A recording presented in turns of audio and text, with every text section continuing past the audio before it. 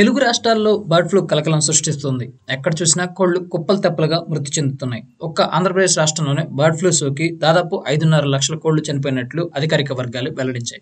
తెలంగాణలోనూ వేల సంఖ్యలో కోళ్లు మృతి చెందాయి. కోళ్లే కాకుండా మనుషులు కూడా బర్డ్ ఫ్లూ సోకడంతో జనాల్లో ఆందోళన నెలకొంది. దీంతో అటు ఏపీతో పాటు ఇటు తెలంగాణలోనూ పలు జిల్లాల్లో చికెన్ తినడంపై నిషేధం విధించారు. తెలంగాణ ప్రభుత్వం కూడా అప్రమత్తమై పౌల్ట్రీ వాహనాలను సరిహద్దుల్లో చెక్పోస్టులు ఏర్పాటు చేసి నిలిపివేస్తుంది. అంతేకాకుండా పొరుగు రాష్ట్రాలైన ఏపీ, కర్ణాటక, తమిళనాడు రాష్ట్రాల నుంచి వస్తున్న కోళ్లు, బాతుల వాహనాలను తిరిగి వెనక్కి పంపుతున్నారు. ఎక్కడైనా కోళ్లు అనారోగ్యంగా మరణిస్తే వెంటనే సమాచారం అందించేందుకు టోల్ ఫ్రీ నెంబర్ను కూడా విడుదల చేశారు.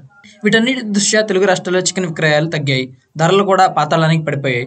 బర్డ్ ఫ్లూ భయంతో అసలు చికెన్ కొనేవారు కరువయ్యారు.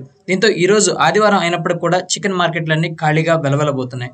గతంలో కిలో చికెన్ 300 పలికినప్పటికీ ప్రస్తుతం 150 రూపాయలకి చేరుకుంది. బర్డ్ ఫ్లూ ఎఫెక్ట్ కారణంగా మార్కెట్లకు వచ్చే కోళ్ల సంఖ్య కూడా గణనీయంగా తగ్గింది. దీంతో మాంసం ప్రియులు కాస్త ధరలు ఎక్కువైనా కానీ మటన్ వైపు పరుగులు తీస్తున్నారు. మరికొందరు చేపలు, రొయ్యలకు ఊటేస్తున్నారు. దీంతో ఎటు చూసినా కానీ చేపల మార్కెట్లు జనాలతో కిటకిటలాడుతున్నాయి.